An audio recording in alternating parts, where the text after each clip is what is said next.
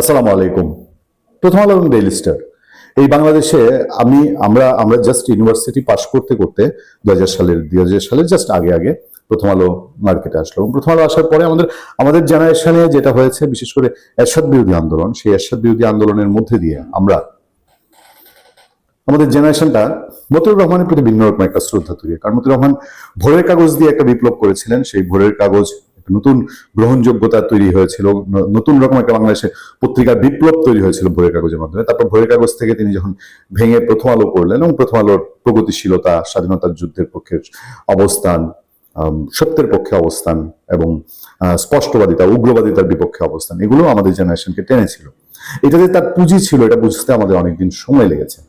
প্রথম আলো বাংলাদেশে অনেক জোরালো সেই সময় ইনভেস্টিগেটিভ কিছু নিউজ করেছে।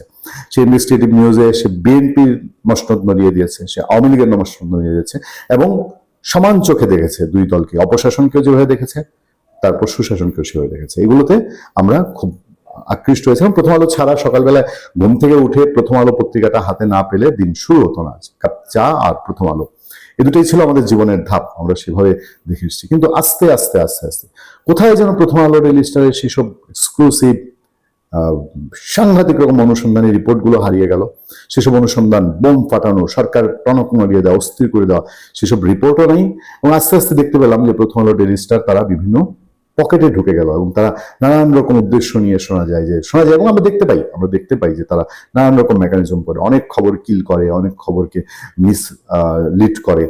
সেসব দেখতে দেখতে এবার এসে ধাক্কাটা সবচেয়ে বেশি লাগলো ডক্টর মোহাম্মদ ইউনূসের শাসন আমলে, যখন প্রথম আলো ডেইলি স্টার একটা অপশাসন দুঃশাসনকে সমস্ত সমর্থন দিল এবং সেই অপশাসন দুঃশাসনের রূপটা বাংলাদেশের মানুষের সামনে চেপে গেল। আমরা যারা ধরেন একেবারে ব্যক্তিগতভাবে যদি বলেন যে আমরা কেউ আওয়ামী লীগ বা বিএনপির সমর্থক, তাহলে তো প্রথম আলো পারে না যে আমি যদি বিএনপি বা আওয়ামী লীগের সমর্থক হই, সে অন্য কোনো একটা পার্টি। ডক্টর ইউনূস সরকারের প্রতি তো আমাদের কোনো বিদ্বেষ বিদ্রোহ ছিল না। আমরা সেই সরকারের সফলতা চেয়েছিলাম, কিন্তু সেই সরকারের উদ্দেশ্য এবং সেই সরকারের মূল লুকটাই যে কালপিট, ক্রিমিনাল, সে যে দেশটাকে ধ্বংস করতে এসছে, এইটা আমাদের আগে তো প্রথম আলোর বোঝার কথা ছিল। আমরা সেই জায়গাটায় আঘাতপ্রাপ্ত হয়েছি। আজকে এসে দেখেন কারা প্রথম আলো ভেঙেছে পুড়িয়েছে, কারা ডেইলি স্টার ভেঙেছে পুড়িয়েছে, সব দিবালোকের মতো স্পষ্ট। এটাও দিবালোকের মতো স্পষ্ট যে সেই সময়কার বেশ কয়েকজন উপদেষ্টা এবং কোন কোন উপদেষ্টা প্রথম আলো এবং ডেইলি স্টার ভাঙার পেছনে অবদান রেখেছে, প্রথম আলো সেটা ভালো করে জানে। আজকে তারা একটা রিপোর্টে, তারা বিভিন্ন জায়গা থেকে ইনিয়ে বিনিয়ে তারা একটা রিপোর্ট তৈরি করেছে। প্রথম এবং ডেইলি স্টার দুজনেই লিড করেছে তাদের অনলাইন ভার্সনে। খুব বলছে ডেইলি স্টার ও প্রথম আলোতে হামলা পূর্ব পরিকল্পিত, স্টার ডিসমিস ল্যাব বিশ্লেষণ। এবং এই যে পূর্ব পরিকল্পিত, এটা তো ওই বিশ্লেষণ করে বের করা লাগে না, এটা সবাই তো জানে। প্রথম আলো ডেইলি স্টার ভালো জানে যে এটা পূর্ব পরিকল্পিত এবং এইটার যারা পুড়িয়েছে ফিল্ডে থেকে যারা বাস্তবায়ন করেছে তাদের চেহারা পরিষ্কার। যারা এই এনসিপির লোকজন যারা ফেসবুকে পোস্ট দিয়েছে তারা পরিষ্কার, উপদেষ্টারা কারা জড়িত তারা পরিষ্কার, দেশের বাইরে থেকে কোন কোন সো কল্ড সাংবাদিক, ব্লগার এটাকে উৎসাহিত করেছে, সেগুলো সব দিবালোকের মতো পরিষ্কার।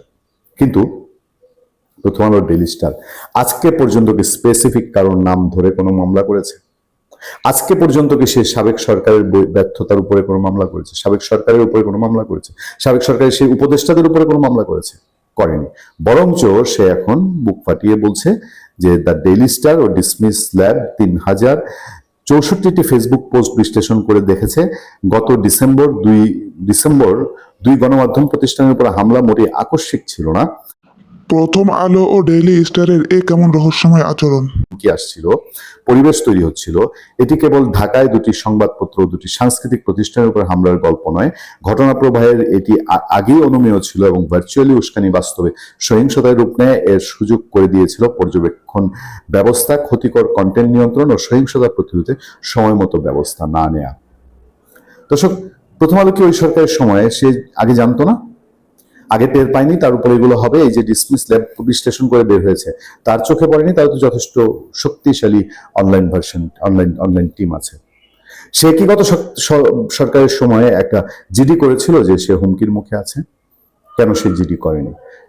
প্রথম আলো বলবে যে আমি জানি না? আমি যদি বলি আমরা সাক্ষী, আমরা সংবাদ মাধ্যম কর্মীরা সাক্ষী। প্রথম আলোর যারা আমাদের বন্ধু বান্ধব আছে, যারা সহকর্মী আছে, তারা আমাদেরকে জানিয়েছে যে তারা যে হুমকির মুখে, এটা তারা জানে। আমি আপনাদেরকে একদিন একটা ঘটনা বলেছিলাম, আমি নাম বলবো না, প্রথম আলোর একজন দায়িত্বশীল সংবাদ ম্যানেজমেন্টের কর্মী আমার সঙ্গে দেখা হলো এক জায়গায়। আমি তাকে স্পষ্ট জিজ্ঞেস করলাম, কি ব্যাপার, আপনারা এই অপশাসন দুঃশাসন এইভাবে চেপে যাচ্ছেন, আপনারা এটাকে সমর্থন দিচ্ছেন, আপনাদের চোখে পড়ে না? আমাকে জড়িয়ে ধরে বললো, ভাই কিচ্ছু করার নাই, এই দেখেন না, কিছু হইলে আমাদের অফিসের সামনে গরু জবাই করতে যায়। আর এখন তো চেষ্টা করছি, একটু একটু দেখবেন চেঞ্জ হয়েছে, আমাদের ওই টুকটাক দু একটা লেখালেখি করতো। তার মানে কি, তারা জানতো তারা টার্গেটেড, তারা আক্রান্ত হতে পারে, কিন্তু তারা কিন্তু কোনো জিডি করেনি।